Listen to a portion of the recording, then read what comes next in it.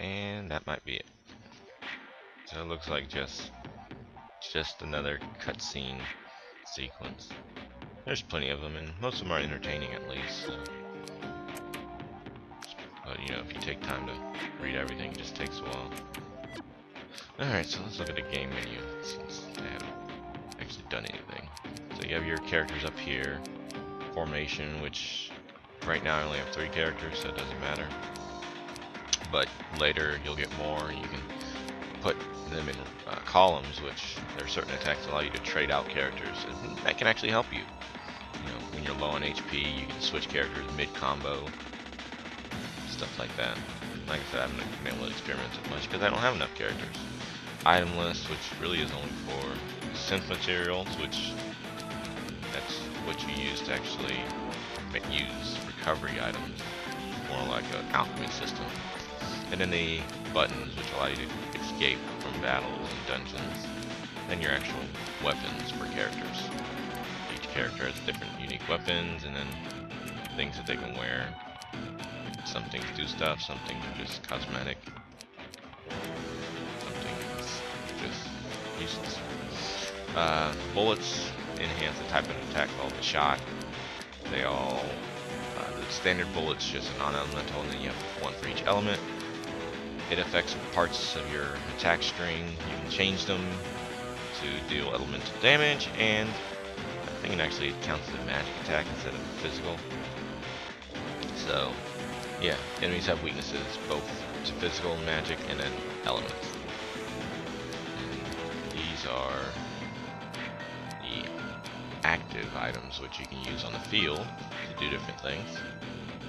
So the plant hammer smashes things like rocks. Bandit Bangle searches for treasure in the dungeons, which played other games by this publisher. Mostly the same.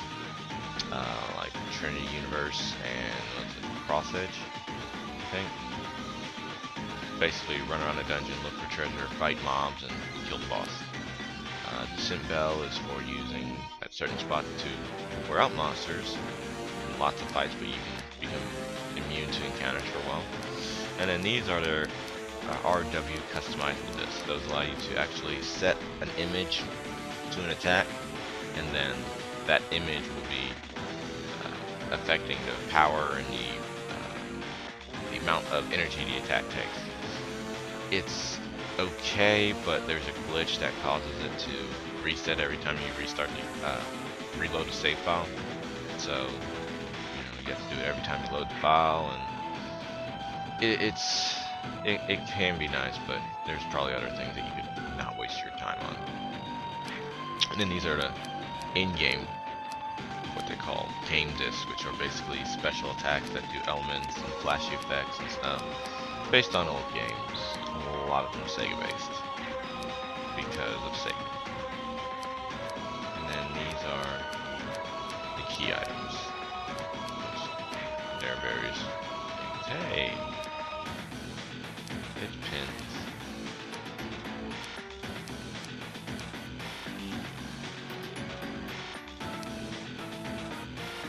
Yeah, a lot of these I don't know. Oh, 2 terabytes, that's large.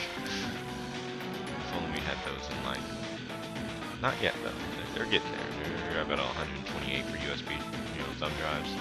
Maybe 256 gigabytes. Of course, you can get a pocket hard drive that's a terabyte, slightly bigger, but same thing.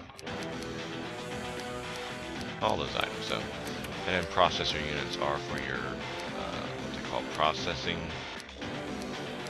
equipment, which is a special set that you can only use when you go to your CPU form. So right now, only Neptunia has that. The normal characters such as Compa and IF or Iffy don't get that. They are just normal humans without the super abilities that, a demigod lifestyle would have. So basically you can customize it so you look different. So the normal ones are purple for her, and Snow and Frost just have different attributes. I still haven't figured out what the clock frequency, memory, and heat are for, but you can definitely see that they have elemental differences.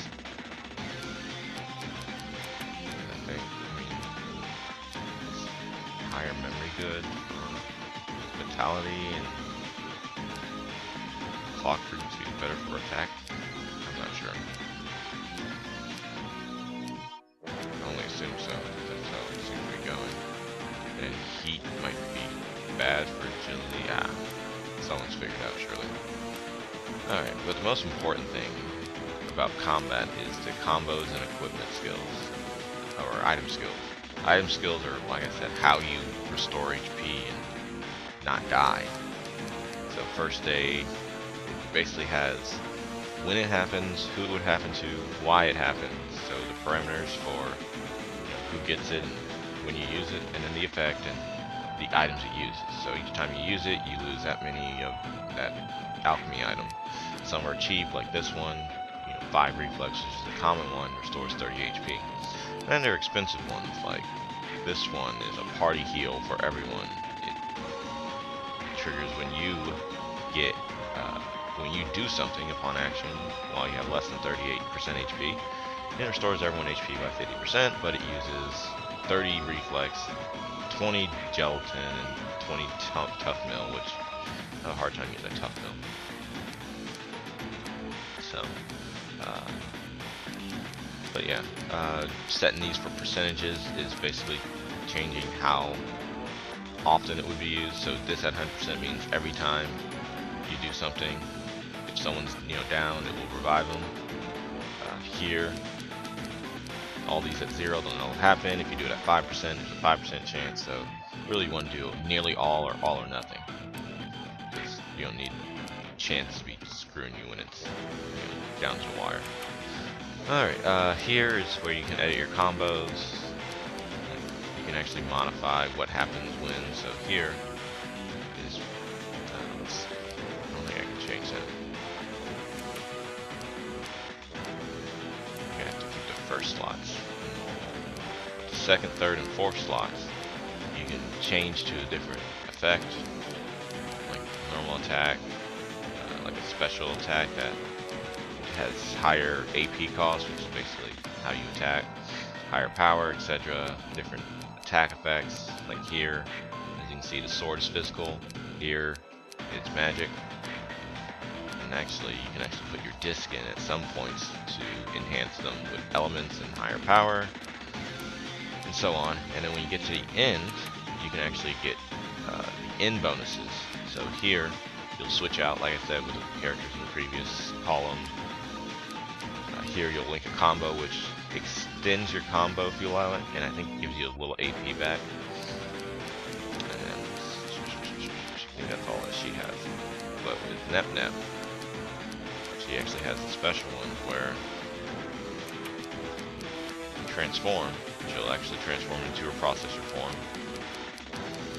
And I think that's it.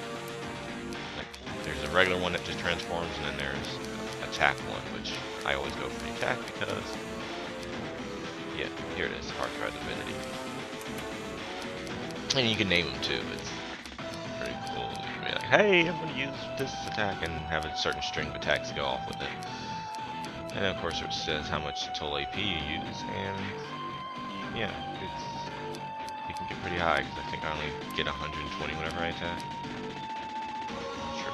Oh, there is 99. So you can sort of extend your attack string as long as possible, or you can go for big, powerful attacks. Alright, so let's see if I can actually get in combat